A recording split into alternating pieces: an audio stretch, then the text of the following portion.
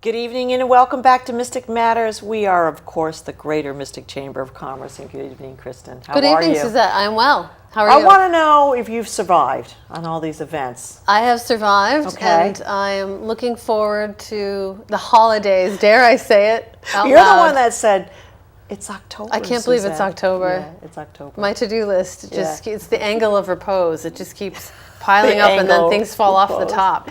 You know, I want to just mention just a little shout out to the Mystic Seaport and the opening of the Thompson exhibition, the exhibit, and the building down there. I had the opportunity to view it on a Friday night, and it was just absolutely breathtaking. They are a class act, I have to say. Absolutely breathtaking. Yes, a class act. It was wonderful. I was there Saturday morning, and we Yeah. opened the gates for the general public. Right. People were very interested, and the building will be open as its own exhibit, really. Right. Until December, when the Sea Change is the exhibit that comes in December. And that's going to be artifacts from the Mystic Seaport Collections Research Center. Yeah. Very exciting stuff. Very exciting. So congratulations to Steve White and the Mystic Seaport and everybody that was involved in that project. And congratulations to the community, too, the Mystic community who embraced the project, too. So very, very important. Some exciting times. Anything you'd like to report this evening? Well, I would like to invite everyone to our learning lunch, which is October 19th. Richard Hughes from Pathways to Growth will be featured speaker at the luncheon. You can sign up at mysticchamber.org, or you can give me a call. You know, I love to chat with people. Shout out, a nice shout out. Yeah. So, register for that lunch. It's going to be great. He is very interesting. He talks about concepts like trust in business, authentic conversations, you know, how you can get the most out of your relationships with other people. So he goes a level deeper, I think, than the normal interactions. Right. So, actually, great learning for businesses. I mean, even in sales businesses and also interviewing. Yes. As well. So interviewing on TV even. Right. So that's a great segue because October 19th, and actually our host is the Mystic and Noank Library, which we are so pleased. We have a great relationship with them, and Chris Johnson is here, the executive director. Welcome, Chris. Thank you. I'm nice happy to have you here. Thank you for inviting me. Yeah.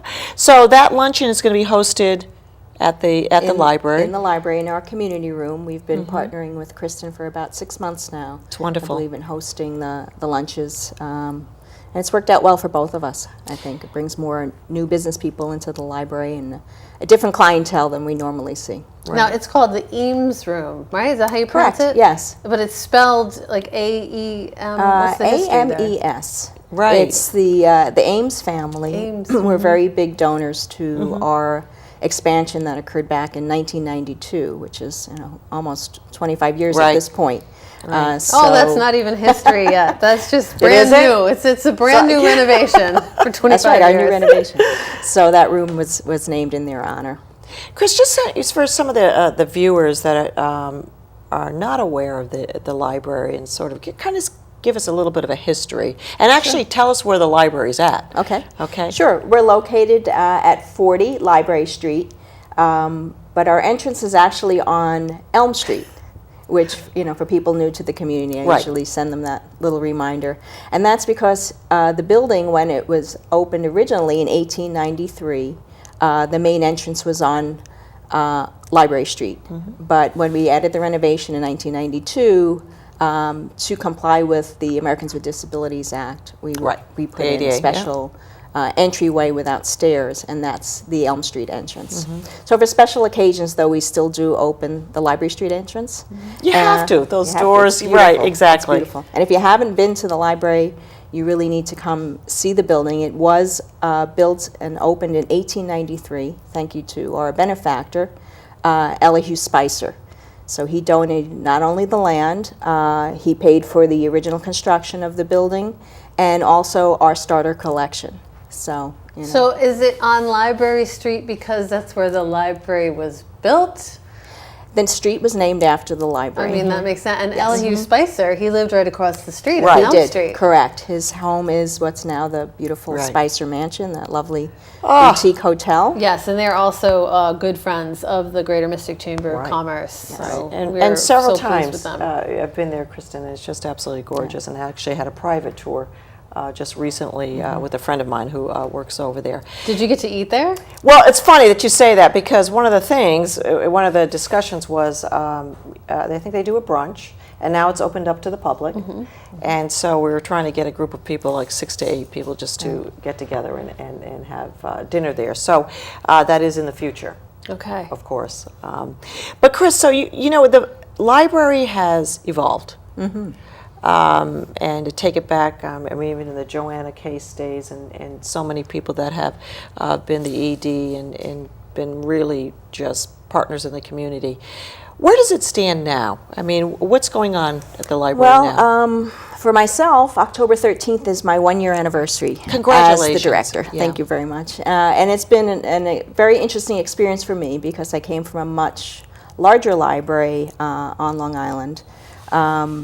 But our library on Long Island did not have the community support that I'm finding here in Mystic, and I've really, really appreciated that support. As I've discussed with Kristin in the past, is that we're in a unique situation in that we're not the primary library for the town of Groton. We're physically located in Groton, but as everyone knows, Mystic has its own zip code and its own state of mind, but it doesn't have its own. We always say Mystic is a zip code. You know, I don't know how to explain it, but But there's no true municipality. So That's for right, that's funding, correct. I mean, we really, you know, we need dollars to turn on the lights and turn on the computers and purchase the books. So we rely heavily on the community to provide private funding for us. Less than half of our annual operating budget comes from tax dollars. We do get funding, and we're grateful for it, from both Groton and Stonington taxpayers. But the rest of it is done through our own fundraising and friend-raising, as our friends like to call it. Fundraising. Yes. Yeah. Friends of the Mystic Yeah. Noank Library. Correct. The Friends are our right arm, and they work very closely, and we appreciate the merchant support.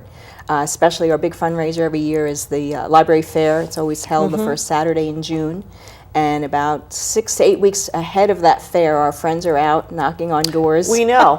Oh, yeah. I'm sure you're all familiar with that. Yeah, And, absolutely. and just so you know, really every dollar that's raised does come back to the library, unlike a lot of other friends groups. It's interesting that you say that, because Majestic Jewelers, I mean, my company, we you know, we've been in business a very long time now, but we've looked to sort of size down in our donation and giving. But one of the things, the criteria for myself and my husband, is keep it in the community. So the Mystic Noank Library, obviously, as we look forward, has always stayed on our donation giving list for whatever it is that you need for your auction items and things like that. So, and I encourage people. And it is tough for small business, as they are, every day look to sponsorships and donations and auction items. But I encourage people to look at in your own hometown, find out the need, and certainly the Mystic Noank Library, there is a need. So when Chris first came into town, she introduced herself right away to the community through the Greater Mystic Chamber of Commerce.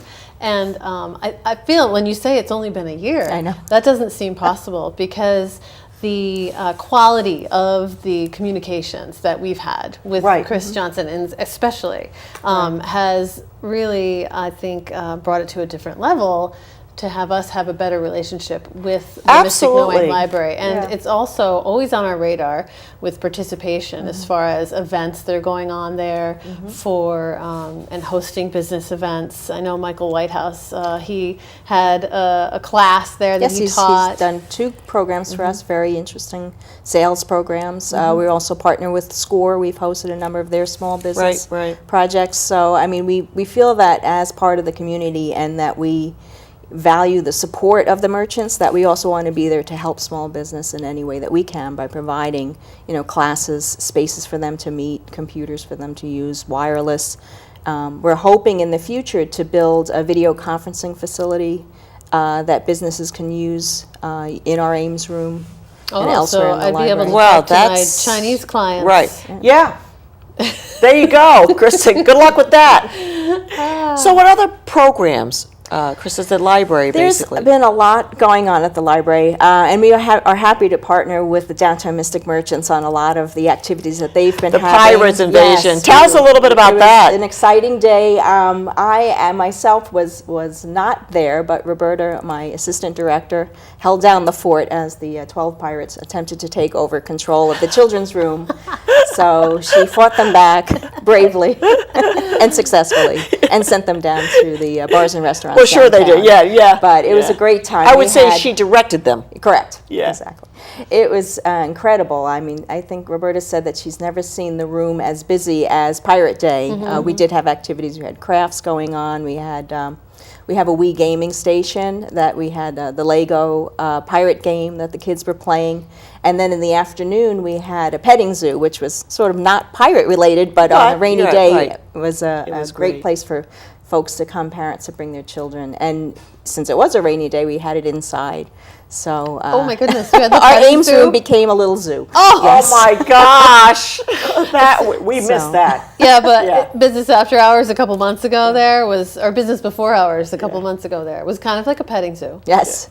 Wow. Animals. So just a quick question. I mean, I think for the three of us, you know, the libraries and particularly the Mystic Noank Library for myself and my family was really something that we just did.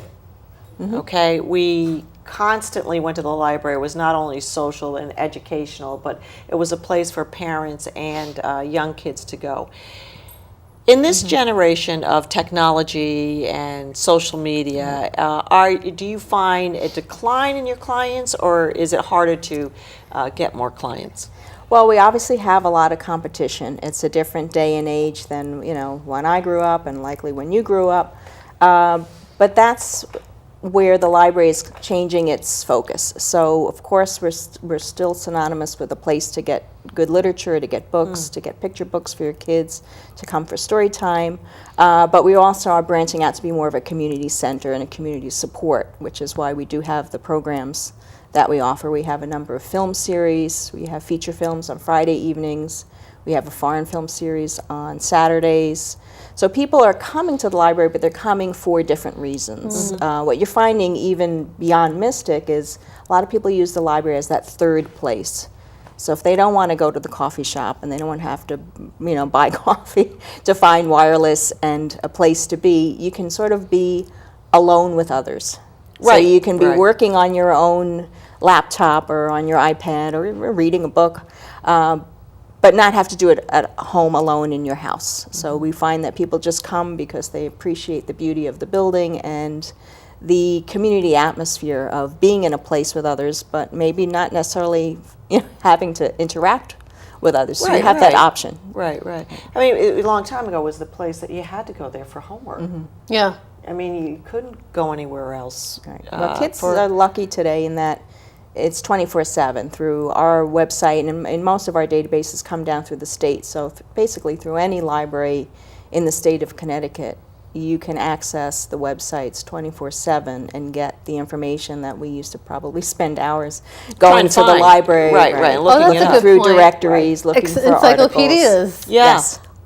But it's, you know, valid, vetted sources. When you know, Google's a great tool. Trust me, I use it constantly. Right, well, I think we all But do in our you own pull business. up when you're pulling up information, especially if you're a student working on a report, you don't know who put that information out there. So you really want to look for vetted, you know, sources, real journals, real encyclopedias, and that's what the library can offer you free of charge with your library card.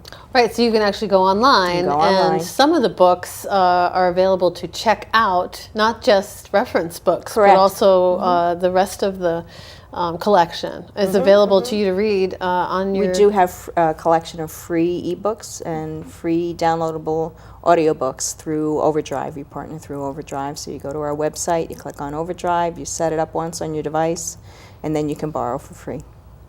So do you see a sort of an incline in family memberships? We do find traditionally, and that's still today, you know, you get folks who come in when they have small children. often moms looking for a place to go. There's not too many places that you can bring a small child, a baby, an infant, and then not have to pay a fee at the door, Right. and basically stay as long as you like. And there's programming. And we also get the other end of the spectrum. So we get the seniors Coming in, right. that come in and, are still avid readers, or again, for that camaraderie. So we always sort of lose people in the middle. Yeah. And that's kind of where we're trying that's to your branch focus. out a little bit to see if we can get some of the middle folks. And I know myself, if I didn't work in the library, it'd be difficult for me, to get to the library. So we're trying to have more interesting programs that bring in, folks of all ages. And the good thing about the library is even when people stop using it for a while, they don't really forget that we exist. So as soon as they have that child, or as soon as their grandchild is visiting, the first place they come back to is the library, you'll find. Well, and the building itself is so iconic. The presence of that Yes. building, just on that corner there, it's beautiful. So do you have plans for development of the property? Well, we were lucky enough to inherit a home on the property last year. The Pugsley family, it's called the Comrie House because that was the name of the family at the time of the last resident's death, was given to us. They had given us the land back in 1992 for the expansion that the library did, and then upon the death in 2014, they willed the home and the rest of the property to the library. So we now have a nice squared off lot of property, but we need to be cognizant of developing within the needs of the community. So what we are doing is we've just started a committee for a strategic planning process. So we're going to take the next 6 to 8 months to find out what the community needs, wants, how best we can fit that need, and how we fit within the library community, because we're lucky here to have a wealth of libraries. We have the Bill Memorial on the west end of Groton. Right, We have Groton, Groton Municipal, we have Stonington Free, we have North Stonington, and some of the Stonington folks even use the Westerly Library. So we're looking to not duplicate services, but to find something that maybe is unique to us. Right. And we're hoping the strategic plan process will help us identify that and then give us guidance for what to do with the property and with the house itself. Right now we're using it on a limited basis just for library meetings, for additional storage. So it's helpful to have that space, but it's not really ready at this point for public access. So, who would be sitting on the strategic plan? Planning, I mean, they're members Currently of we the have, community? well, the committee itself is run by our chairperson, Guy Herman. He's a new trustee that just joined our board. And he's very involved with the Seaport and does museum design, so we're lucky to have him on our board. Right. We have 2 other trustees on the board. One, Bruce Carpenter, was the head of technology at Conn College. He's now retired. Yes, very nice. Wow, what a great place for him to be. Right. And his wife, Carol, very great. Yes, great lovely people. And Judy Monroe, who's new to the community, she came from Portland, Oregon. She's also on our board of trustees. She came here to help with the capital project over at the Y and asked if she could join our board as well. And we were very happy to have her. We put a call out for community members who would love to be on the library board, and we were very lucky to have very qualified people step up. So we have those 3 trustees. From the staff, we have myself, Roberta Donahue, who's been at the library for 30-plus years as our head of youth services and now as our assistant director, and Holly Shans Pederzoli, who is also on staff as one of our clerks at the library. And then we have Holly's she's a local girl yes, as well. Yeah. Groton Long Point. Groton Long Point, yes. And then we have 3 members of the community. So Maria Bernier is our state liaison from the Connecticut State Library. We have Shannon Weigel, who's a mother in the community that agreed to be on the committee. And we have Sue Prince, who's the library media specialist at Mystic Middle School. So we think we have a nice core group. Well, you I'll certainly say. got a Of qualified people core group. that bring, I think, an interesting perspective. And from there, we're going to be doing focus groups with the community at large. So we're going to reach out to the business community, more in depth with the senior community, with the schools, and try and maybe reach some of those folks that I said are hard to reach, that in Right, between. that plug in, Correct. trying to plug into that particular generation where it's not the moms and they're sort of done when the kids grow up, and then the seniors, and then it's funny because it is that busy generation. Where you're focused in on a lot of your careers, and the activities of the children when they're old enough, not the real little ones, and then you get into teenagers, and then you get into that other generation where, they're New just adults busy. is what we call them in the library world. I was trying to figure That's it. They go from young adult to new adult. to That's new the adults, term yeah. that we So use, right. that's basically that that particular stage before you get married, right, or right. you're in your Or you first get that job type of generation thing. that's actually taking care of their parents Correct. and their kids at the same time. So that sandwich generation would Right. is a difficult generation just because of the time element of their lives. Yes. I have a question for Chris. So, what made you get involved in? Is it library science? Do you still It call is, it that? yes, it's and a why is master's it in called library. science? All those things. Why is it called science? Yeah, Well, that's library interesting. science. Because it is sort of a science. It's an information technology. So when I went to library school, the internet was just, Al Gore had just invented it. So Yes, he did. Of course he did. So we were still more of traditional book reference, but it really has evolved more to, you have to wear many, many hats in the library, especially as the director. So you need to know the technology end, you need to know the literature end, you need to know publicity and marketing and facilities. So it's a little bit of everything, and that's what I think development. attracted me to. You've got that development. Correct. But, Well, yeah. in this case, fundraising and development, yes. Sure. So I wanted to work in an atmosphere where I could be a community resource and help people. So I thought we're better than the library. And that's what drove me to get the Masters of Library Science. Now they sometimes call it Library and Information Science, but yes, it is a science. Yeah. Yeah. So, what kind of courses are you taking for library science? Library science? Well, you definitely need a background in literature because ultimately, books and libraries are synonymous. And I think it'll stay that way for many years, even with the invention of the e-book. And then now there's technology, there's reference assistance, and we really delve deeply into social services often. So it's just a matter of knowing your community, knowing where to point people that need help. That's interesting in the social services end of it. The libraries are one of the places that anyone can come in and ask for help and get it. There's not I many used to go places there that by you can do myself. that. Like you're talking about doing homework. Like I Oh, went yeah, after school. I did. Yeah, yeah. And my I mom did would too, pick me yeah. up there, right? Is that still happen? Is that It all does, right? yeah. It's basically Well, a I safe think- harbor. I was going to say it's a safe place too. You have a place where you can drop your children off, Right. and at a certain age, you don't. There's certain, Yeah, no infants. No, we don't do it. We don't. We're not a babysitting place here. I'm just saying. They have a project to do. Correct. They're there for a particular reason, and you could spend hours there. For whatever reason. And I think the fact is, with the programs that you're now, that have been established at the library, but certainly new programs that could be established in the future. Yeah, we're actually working on a couple of interesting grants right now.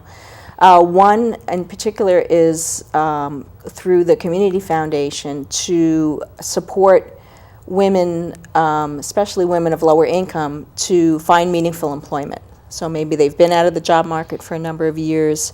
So we're putting together a series of programs that we hope will be funded through this grant that will give them that hands-on training that they need. That's very important. Update their resume, to know how to search for a job, job skills, job coaching. And the second grant program that we're looking for is the total opposite end of the spectrum, which is 1,000 books before kindergarten. So they've done many studies and have found just the exposure to books, and the number that was actually in the study was 500 books. So children that have been exposed to 500 or more books in the home prior to starting school, that seems to be the greatest indicator of their success throughout life. Really? Because, are you talking about now or? They did this study over the last 20 years. Okay. So I'm at like $4.99. Well, it's interesting you say that because, back in the, I would say the 50s and 60s, that's what your mother did to keep you quiet. Right. You know what I mean? It was a type of, read a book. Yeah. Go find a book. Yeah. When you're done with that, your brother, you're done with that, give it to your sister. It was all about. Right. Or I'm bored. We'll read a book. Right. My mother even she plopped the Bible in front of me and said, you're not doing anything, read the Bible. Oh, what my mom always says? She always says, bring a book. Like this is one of her sage things for waiting. That's true. Exactly. Well, Exactly. Bring a book. Not necessarily like Isaac Asimov's interpretation of the Bible, which is this thick, right? But Right. But I mean, bring wherever you, when you visited company, children were not to be seen or heard. Bring a book. You know what I mean? So it was, I mean, that was sort of part of the language and part of the culture back in the 50s and 60s. Well, even the 70s too. You're still, then when the whole social media and the internet. Right. But I like that idea where, before kindergarten, 1,000, is it, so what is the actual number? it's 1,000. 1,000 Well, the books program before- is 1,000 books before kindergarten, which Right. sounds like a tremendous amount of books. But It actually- if you're reading, and it's obviously children aren't necessarily aren't reading yet, so it's book sharing with a Right. caring adult or a sibling.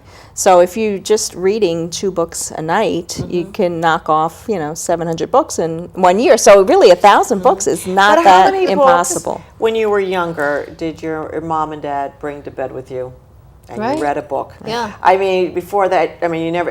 My type of thing was, can you, because you didn't want to go to bed. Can you One more. say one more? Next thing you know. But that's very interesting, Chris, and sharing those stories. And so we just have a few minutes. Oh, I have another question though. Oh, So how do you decide what new books you're going to get? Because question. the books come out and I'm like, ooh, I'm going to go to the library and get it. That's always what I do. I don't question. buy the book, I get them. Certain authors you just know people are going to ask for, so you just have those on automatic order. So James Patterson, and, just the reading ones James that Patterson now. Daniel De Silva, the folks that people just always want to read, we just get. And the rest of them we actually look through reviews. So there's library journals that come out, and we read through the reviews, and if something is well reviewed, that's how we decide to purchase it. But we also do rely on requests from the public. So in this area, we do try to look for things that might be of interest that maybe wouldn't be of interest elsewhere. History is a big topic for us. Yeah. Sailing, anything to do with sea history. So we always purchase all of those. And then in public libraries, the tech books are always big. How to use all the new software and the new phones, Yeah. and travel and cookbooks. So a that's book our to core. use the technology. I love it, right? The library still got a hold on Oh, that of course, and we knowledge. want to continue to support that too. Well, Chris Johnson, we just want to say thank you for coming on the show this evening, and definitely can't shout out to everybody. You've got to go up to the Mystic Noank Library. I mean, even if you just wanted to visit, and you've got the information underneath there. And look for the programs again on the website. Contact the chamber. Look for the programs that the Mystic Noank Library is supporting, and also support the Mystic Noank Library. So, Chris Johnson, you come back and see us again. We still have questions. I know Chris, she could ask questions. She raised her hand, but be quiet in the library. That was hard. So That's thank hard you. for Please me. come Thank you back. very much. All right, and Kristin, of course, I'll see you next week. We are Mystic Matters, the Greater Mystic Chamber of Commerce. Good evening.